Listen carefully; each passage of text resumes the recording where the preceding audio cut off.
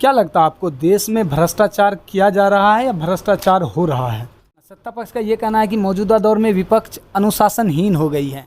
अधीर रंजन चौधरी जिस तरह से देश के माननीय राष्ट्रपति पर अभद्र टिप्पणी की है, उससे आप कितना? ये महिला सम्मान की बात करती है, ये भारतीय जनता पार्टी जो महिला सम्मान की बात करती है, ये सम्मान तो हम हाथरस में देख चुके हैं। वो स्मृति ईरानी जो ये बात करती है कि मेरी बेटी 18 साल की है, वो कोई बार नहीं चलाती, अगर बार नहीं चलाती है अवैध लाइसेंस पर। सोनिया गांधी साल 2015 में कांग्रेस अध्यक्ष के तौर पर सदन में स्वर्गीय सुषमा स्वराज को कहा था कि थेरेटिक्स कहा था, यानी ड्रामेबाज कहा था। तब आपने ये नहीं कहा कि सोनिया गांधी माफ़ी मांगे। 1 नंबर। अगस्त 2015 में सोनिया गांधी ने नरेंद्र मोदी को हवाबाज कहा था, जो अब असंसदीय शब्द कह दिया गया है, उन पर भी आप जवाब दीजिएगा। ठीक उसी उससे 2 साल आगे साल 2017 में भारत छोड़ो आंदोलन के 75 वर्ष होने पर अगस्त में फिर एक बार थेरेटिक्स कहा जा रहा है पूरे सत्ता पक्ष को सोनिया गांधी जी द्वारा। आप तब भी कांग्रेस से आपका जुड़ाव था, लेकिन आपने तब कभी माफ़ी मांगने के लिए नहीं की। इस पर भी सदन 2 दिन तक 50 करोड़ की गर्लफ्रेंड, जर्सी गाय, बार गर्ल और इस तरीके के तमाम शब्दों का इस्तेमाल करने वाले आज महिला सम्मान की बात करते हैं। क्या लगता है कि सोनिया गांधी पे प्रहार करना, कांग्रेस पे प्रहार करना, सोनिया गांधी पे प्रहार करना, विपक्ष पे प्रहार करना है?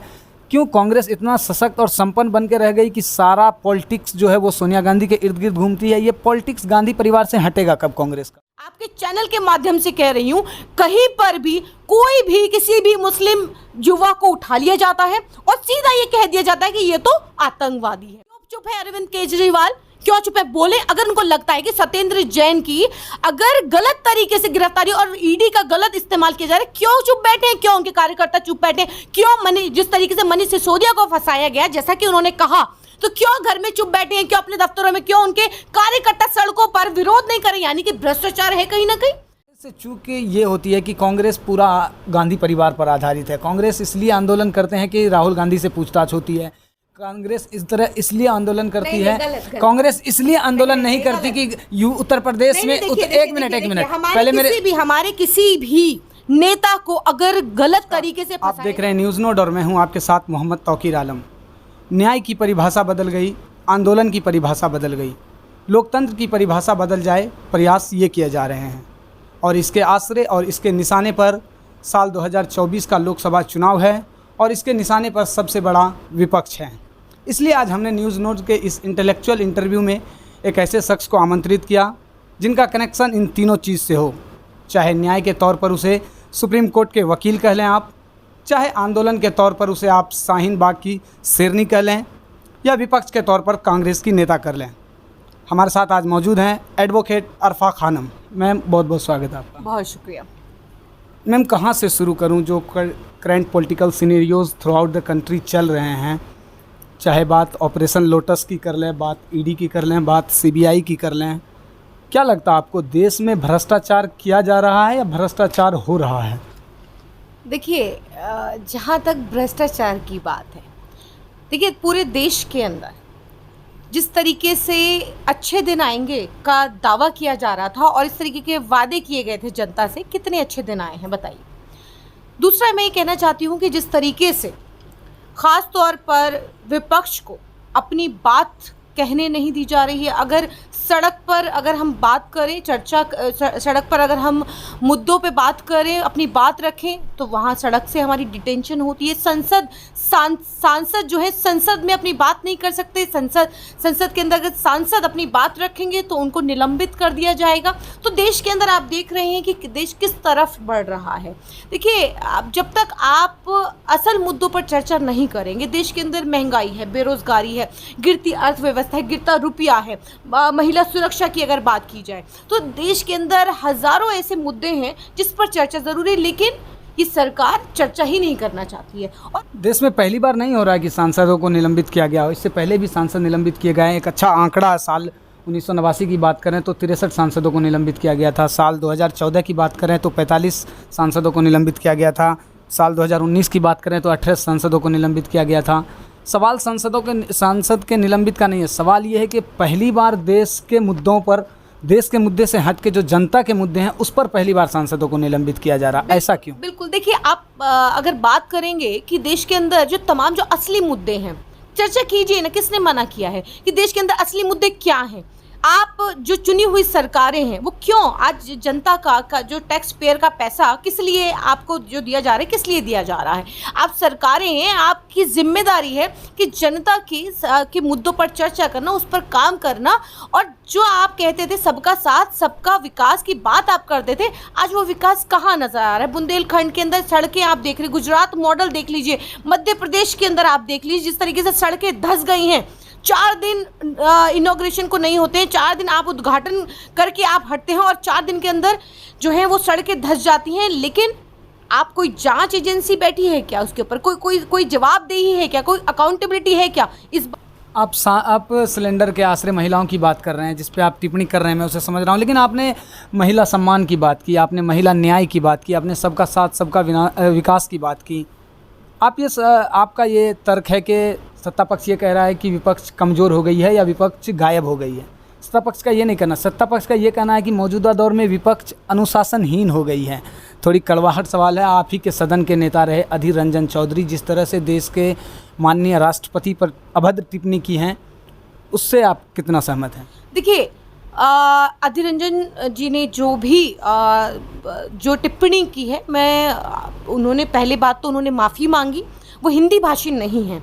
जहाँ तक उन्होंने अगर उनके जो टंग जो उनका स्लिप हुआ और उन्होंने 2 बार उन्होंने सही शब्द का इस्तेमाल किया, लेकिन तीसरी बार में उनसे गलती हुई, उसके लिए उन्होंने माफ़ी मांगी। लेकिन मैं पूछना चाहती हूँ, क्योंकि वो अधीर रंजन हैं, कांग्रेस के नेता हैं, तो इसलिए उनकी जो स्लिप ऑफ टंग है वो माना नहीं जाएगा। वहीं पर देश के प्रधानमंत्री बेटी बचाओ बेटी पढ़ाओ कहते हैं और कोई इश्यू नहीं बनता, कोई मुद्दा नहीं बनता है। आप समझिए कि देश के प्रधानमंत्री, मैं कहती हूँ, देखिए देश का कोई भी व्यक्ति जो एक पद पर आसीन है उसको बड़ा सोच समझकर बोलना चाहिए। और देश के प्रधानमंत्री से जब ये गलती हो सकती है कि जब वो बेटी बचाओ बेटी पढ़ाओ तक कहते हैं, तो मैं ये पूछना चाहती हूँ कि क्या प्रधानमंत्री जी ने कोई माफ़ी मांगी? क्या देश को पता है इस बात का कि उन्होंने माफ़ी मांगी? तो वो बात यह है कि देखिए, जैसी मानसिकता होती है वही बाहर निकलता है।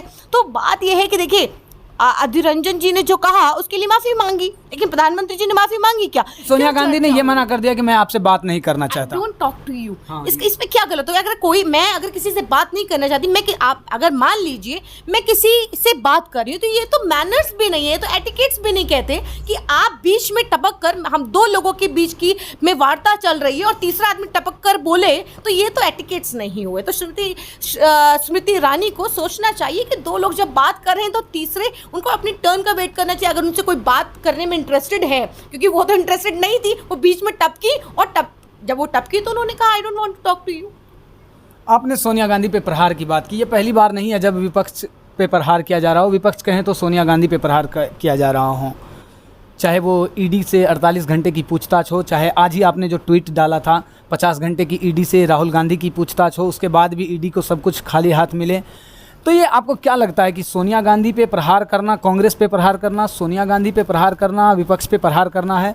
क्यों कांग्रेस इतना सशक्त और संपन्न बन के रह गई कि सारा पॉलिटिक्स जो है वो सोनिया गांधी के इर्द गिर्द घूमती है? ये पॉलिटिक्स गांधी परिवार से हटेगा कब कांग्रेस का? देखिए, ये तो मैं तो पूछती हूँ, मैं तो सत्ता पक्ष से पूछना चाहती हूँ कि मैं मोदी जी से पूछना चाहती हूँ कि आखिर जब विपक्ष खत्म है, विलुप्त है और पूरी तरह से, और आप कांग्रेस मुक्त भारत कर चुके हैं, तो फिर आखिर क्यों आपको गांधी परिवार से इतना डर लगता है? आपको क्यों कांग्रेस के कार्यकर्ताओं से डर लगता है कि आप जब भी वो कोई मुद्दे पर चर्चा करने के लिए, विरोध करने के लिए, जीएसटी का विरोध करने के लिए, महंगाई पर आंदोलन करने के लिए वो घर से निकलता है, आप पुलिस भेज देते हैं? अपनी पुलिस को तानाशाही तरीके से आप घर में हाउस अरेस्ट कांग्रेस के कार्यकर्ताओं को करा देते हैं। क्यों?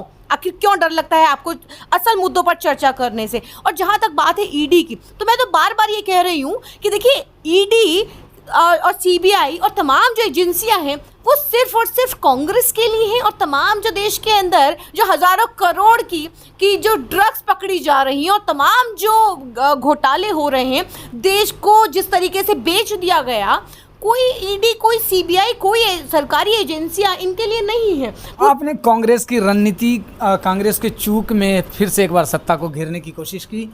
हमें क्या लगता है, जो जनता के कमेंट्स आते हैं, जो हमें क्या लगता है कि जो कांग्रेस से चूक हुई है, कांग्रेस से चूक ये होती है कि कांग्रेस पूरा गांधी परिवार पर आधारित है। कांग्रेस इसलिए आंदोलन करते हैं कि राहुल गांधी से पूछताछ होती है।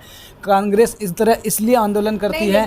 कांग्रेस इसलिए आंदोलन नहीं करती कि उत्तर प्रदेश में एक मिनट पहले हमारे किसी भी नेता को अगर गलत तरीके से फंसाया जाएगा, हम आंदोलित रहेंगे। आप आंदोलन करिए, आपका डर किससे लगता है? डर तो वही लगता है ना, जितनी भी एजेंसी, जितना भी आईटी सेल, भाजपा का आईटी सेल पूरे दिन सुबह से शाम तक श्री राहुल गांधी जी को पप्पू साबित करने में लगा हुआ है। लेकिन आज वही पप्पू, उसी पप्पू से डर लगता है आपको? क्यों डर? आज अगर कांग्रेस आंदोलित अपने नेता के लिए आंदोलित है, श्रीमती सोनिया गांधी जी के लिए और राहुल गांधी जी के लिए आंदोलित है, तो क्या इसमें बुराई है? क्यों आप ये प्रोपेगेंडा क्यों चलाया जा रहा है कि सिर्फ आप गांधी परिवार है? मेरे लिए गांधी परिवार क्यों ना अहम हो?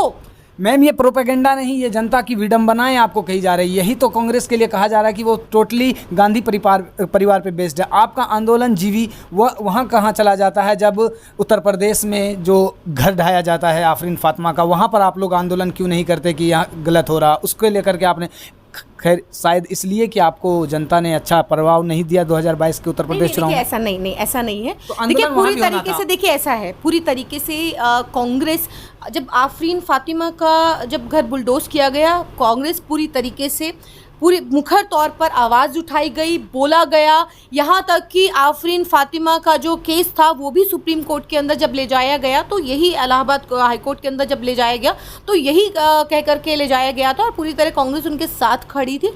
देखिए बात यह है कि जहाँ पर भी मैं कहती हूँ कि देखिए ये तो वो तो आफरीन फातिमा यहाँ पर शाहीन बाग के अंदर जिस तरीके से अवैध बुलडोज़र चलाया गया, मध्य प्रदेश में खरगोन के अंदर जिस तरीके से बुलडोज़र लाया गया, तमाम जगहों पर बुलडोज़र चलाया गया। क्यों कांग्रेस, अगर आप कांग्रेस को दिखाना ही नहीं चाहते हैं, गोदी मीडिया दिखाना ही नहीं चाहती है, सुबह शाम अगर आप प्रोपेगेंडा, जब आप सुबह से शाम तक प्रोपेगेंडा चलाएंगे कि देखिए अवैध निर्माण को ख़त्म किया जा रहा है, तोड़ा जा रहा है, लेकिन दूसरी तरफ तो ये दिखाया नहीं जा रहा है कि विरोध कौन कर रहा है, आपसे सवाल कौन कर रहा है, क्यों तोड़ा जा रहा है, किस लिए तोड़ा जा रहा है, सवाल नोटिस कहाँ है, वो सब जो है वो सब नहीं दिखाया जाता। दिखाया क्या जाता है? सिर्फ ये दिखाया जाता है कि ये लोग जो हैं ये आतंकवादी हैं। जिस तरीके से आफरीन फातिमा के अब्बा को जिस तरीके से आतंकवादी और क्या क्या नहीं कहा गया उन्हें, क्या क्या जो इसी मीडिया ने क्या क्या उनको, अभी देखिए देश के अंदर कानून है और हमारे देश के अंदर संविधान है, कानून, और जब तक संविधान है तो संविधान के तहत हर आदमी बंधा हुआ है। हर आदमी उस दायरे के अंदर, जब आफरीन फातिमा के पिता ने, फादर ने कुछ भी किया है तो देश के अंदर कानून है, पुलिस है, व्यवस्था है। उस व्यवस्था के तहत जो भी अगर वो गुनहगार हैं तो उनको सज़ा कानून देगा, सरकारें नहीं देंगे। उनके घर को बुलडोज जिस तरीके से किया गया, तो ये सरकारों का काम है क्या कि अदालतें, ये अब अदालतों का फैसला भी सरकारें देने लगेंगी, घरों को बुलडोज किया जाएगा? ये कहाँ का इंसाफ था? तो ये पूरी तरीके से कांग्रेस इस पर भी आंदोलित रही, बोला, हर जगह जगह प्रदर्शन किए गए, जगह जगह शाहीन बाग में जिस तरीके से बुलडोजर है, हम सब लोग इस बुलडोजर के खिलाफ हम लोग लड़े। देखिए जिसने दिखाया, लेकिन जहाँ पर पूरी तरीके से वहाँ पर आप देख रहे थे कि आफरीन फातिमा के घर को बुलडोज किया गया और वहाँ पर तमाम जो रात से जिस तरीके से लगातार एजेंसियों को बोला जा रहा था, लगातार कांग्रेस पूरी तरीके से आंदोलित थी। लेकिन अगर मीडिया नहीं दिखाएगा तो लोगों को यही लगेगा कि देखिए कांग्रेस तो इस मुद्दे पर बोली और इस मुद्दे पर नहीं बोली। देखिए जहाँ पर भी नाइंसाफ़ी होगी, जहाँ पर भी इस तरीके की तानाशाही होगी, कांग्रेस हमेशा आपको वहाँ पर आंदोलित दिखेगी। किसी के साथ भी, वो किसी भी धर्म, जाति, कोई किसी भी रंग, कोई भी हो वो चाहे। तो देखिए ये कांग्रेस का, ये पुरानी 134 साल पुरानी कांग्रेस है। ये कोई आज की कल की बनी हुई पार्टी नहीं है, पुरानी पार्टी है। और देखिए इसने हर उतार चढ़ाव हर वक्त देखा है। देखिए आज हम सत्ता से बाहर हैं, वो बात अलग है, लेकिन यही जनता है जो आपको सर माथे पर बिठाती है। यही जनता है जहाँ जनता का हर फैसला कांग्रेस मानती है और हर फैसला कांग्रेस अपने सर माथे पर लेती है। आज कांग्रेस ने अगर जिस तरीके से जनता ने आज ये चुना है, विकास चुना, लेकिन विकास आप देख लीजिए कि क्या हो रहा है देश के अंदर। तो कांग्रेस जनता को समझ आ रहा है, आने वाले टाइम पे हो सकता है कि जनता सही विकल्प चुने। मैम चलिए, बहुत अच्छा आपने क्लेरिफाई किया, हर चीज़ को बड़े इंटेलेक्चुअल वे से आपने तथ्यों के साथ हमारे सामने प्रस्तुत किया, हमारी जनता के समक्ष रखा, हमें अच्छा लगा। एक और आज के इंटरव्यू का अंतिम सवाल पे आते हैं और इस कयास से आते हैं कि इस सवाल के आश्रय आप सत्ता पक्ष को नहीं घेरेंगे, सीधे सीधे इस सवाल का जवाब देंगे। दुनिया की सबसे पुरानी पार्टी में एक नया परिवर्तन कब आएगा? वो नया परिवर्तन देश की जनता ये कयास लगा रही है कि क्या साल 2024 के लोकसभा चुनाव में कोई ऐसा चेहरा निकल के आएगा जो परिवार से निस्बत ना रखता हो, गैर गांधी परिवार, कोई कांग्रेस का आला कमान नेता होगा साल 2024 के लिए? देखिए, आपके सवाल से मेरे दो जवाब हैं। सबसे पहला जवाब ये है, आपने कहा कि सत्ता को नहीं घेरेंगे। अगर मैं सत्ता को नहीं घेरूंगी तो मैं किसको घेरूं? मैं इस सवाल में सत्ता को घेरने का कहा? आप उस समय से घेरते आ रही हैं। मैं यूएस के प्रधानमंत्री को घेरूं? आप यूएस के प्रधानमंत्री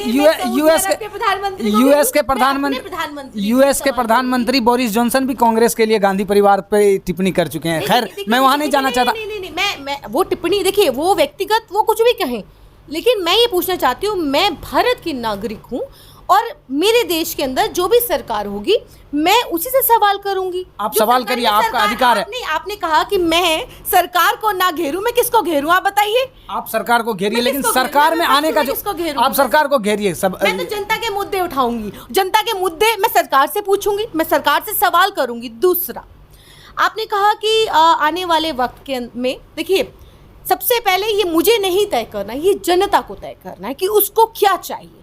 उसको महंगाई, बेरोजगारी या ये इस मुद्दे पर चर्चा उसको करनी है या उसको ठीक लग रहा है। अगर उसको ठीक लग रहा है तो ठीक है, उसको देखिए, मंदिर मस्जिद में लीन रहना है या उसको और तमाम जो असल मुद्दे हैं उस पर चर्चा करनी है। देखिए, लोग है परेशान है, डिमोनेटाइजेशन हुआ, कितने लोग मरे, यहाँ तक कि ये कहा गया था कि इसके अंदर किसी को परेशानी नहीं होगी, आतंकवाद खत्म हो जाएगा। आज देख लीजिए, जगह जगह जिस तरीके से पैसा पकड़ा जा रहा है, ड्रग पकड़ा जा रहा है, हर जगह जगह आप देख लीजिए कि देश के अंदर हो क्या रहा है।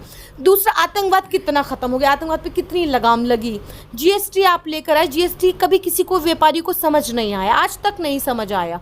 ऊपर से आपने हवाई जहाज पर आप आम आदमी को ले जाने की बात कर रहे थे, आपने तो हवाई चप्पल पर आपने 12% जीएसटी लगा दी। आज एक लड़की का, छोटी बच्ची का एक पेंसिल, रबड़ और कॉपी पर एक वो लेख जो है उसने लिखा है प्रधानमंत्री को, वो पत्र जो है वो वायरल हो रहा है कि आपने तो शिक्षा पर भी आपने जीएसटी लगा दी, आपने मरने वाले के कफन पे जीएसटी लगा दी, खाने पीने की चीज़ों पर जीएसटी लगा दी, तमाम चीज़ों पर आपने जीएसटी लगा दी। तो देखिए, और रुपये की हालत, अर्थव्यवस्था गिर गया। तो हम देख लीजिए कहाँ पर हैं, किस तरीके से हैं। तो जनता को ये बात समझनी ज़रूरी, क्योंकि देखिए, कांग्रेस वही है, कांग्रेस में कुछ बदलाव नहीं हुआ। कांग्रेस अगर बदलाव करेगी तो अपनी नीतियों को, अपनी जो पिछली जो गलतियां रही उसका सुधार करेगी, जो हम कर भी रहे हैं।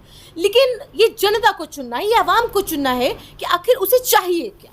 क्योंकि अगर देश के अंदर, अगर उसको महंगाई अगर ठीक लग रहा है तो ठीक है, देश के अंदर सब कुछ ठीक है। लेकिन अगर उसको लग रहा है कि नहीं, महंगाई, घर के अंदर आज गृहिणी, अगर मैं भी एक गृहिणी हूँ, मैं भी एक माँ हूँ, मैं भी तमाम चीज़ें हैं मैं फेस करती हूँ। और आप देख लीजिए महंगाई की जो हालत है, घर के अंदर जो राशन, जो तमाम जो चीज़ें हैं, पेट्रोल, डीजल, गैस के दामों पर जिस तरीके से बढ़ोतरी हो, अगर आम आदमी को, जनता को लग रहा है कि ये ठीक है, ये मुद्दे हैं ही नहीं मुद्दे, तो फिर ठीक है, ये सरकारें उनके लिए बेहतर हैं। और अगर लग रहा है कि नहीं, इन मुद्दों पर चर्चा होनी चाहिए, देश के अंदर तमाम जो चीज़ें हैं, जिस तरीके से आप देख रहे हैं कि महिला सुरक्षा की बात होती थी, अब नहीं होती, अब ये मुद्दे गायब हैं। लगातार ये बात होती थी कि कस्टोडियल डेथ सबसे ज़्यादा ये 2014 के बाद बढ़ी है। आप देख लीजिएगा, आप इंडेक्स उठा के देखिएगा कि सबसे ज़्यादा कस्टोडियल डेथ बढ़ी है। तो देखिए, आज उस पर चर्चा नहीं हो रही है। और महिला बिल जो कि 33% बिल की बात थी, 50% करने की बात हो रही थी, वो उस पर चर्चा नहीं हो रही है। देखिए, तमाम ऐसे मुद्दे हैं जिस पर चर्चा होने की ज़रूरत है। लेकिन बात यह है कि अगर सरकार चर्चा ही नहीं करना चाहती हो और जनता को लग रहा है कि ठीक है, देश के अंदर सब कुछ ठीक चल रहा है, क्योंकि एक घुट्टी है, एक खास भारतीय जनता पार्टी का जो वोट बैंक है, वो वोट बैंक जिसको लगता है कि शायद एक समुदाय को परेशान करके उसको खुशी मिलती है, उनको लगता है कि मोदी सरकार है, अब असली सरकार आई है। तमाम जो सरकारें कुछ काम ही नहीं कर रही थी 70 साल से, तो कुछ काम ही नहीं हुआ। जिस तरीके का नैरेटिव इस देश के अंदर सेट किया गया 70 सालों से, तो कुछ काम ही नहीं हुआ। तो देखिए 3 साल तो मोदी सरकार के भी रहे हैं और 67 साल जो काम जो हुआ है, आज तमाम जो सुई से लेकर के जो हवाई जहाज तक की बात हो रही है, वो किसकी देन है? वो कांग्रेस की देन है। लेकिन बात ये कि अगर आप ये नैरेटिव सेट करना शुरू कर दो कि देश के अंदर तो जो अभी तक इतने सालों में कुछ काम ही नहीं हुआ, जो अब काम तो 2014 के बाद होना शुरू हुआ है, तो वो काम भी मैं पूछना चाहती हूँ, काम ही शौचालय के अलावा तो कुछ बना नहीं है। तो शौचालय ही विकास है, तो अगर लोगों को विकास देखना है तो शौचालय देख लें। चलिए मैम, बहुत बहुत शुक्रिया आपका हमारे साथ बातचीत करने के लिए। ये थी एडवोकेट अरफा खानम, एक इंटेलेक्चुअल लेडी, कांग्रेस एआईसीसी के मुख्यालय में अपनी भूमिका निभाती हैं। ऐसे सवालों को संरक्षण में उन्होंने जवाब दिया, कई सवालों को डिफेंस करती नज़र आई, कई सवालों के आश्रय विपक्ष की बोलते हुए नज़र आई, सत्ता को घेरते हुए नज़र आई। साथ ही साथ इन्होंने 2024 में जनता से एक कयास लगाया कि एक बार फिर उसे सत्ता में लाए, ताकि देश की जो मौजूदा परिस्थिति है उसमें बड़ा बदलाव आ सके। बहुत बहुत शुक्रिया हमारे साथ बातचीत करने के लिए। आप देखते रहिए न्यूज़ नोट। मैं हूं आपके साथ मोहम्मद तौकीर आलम।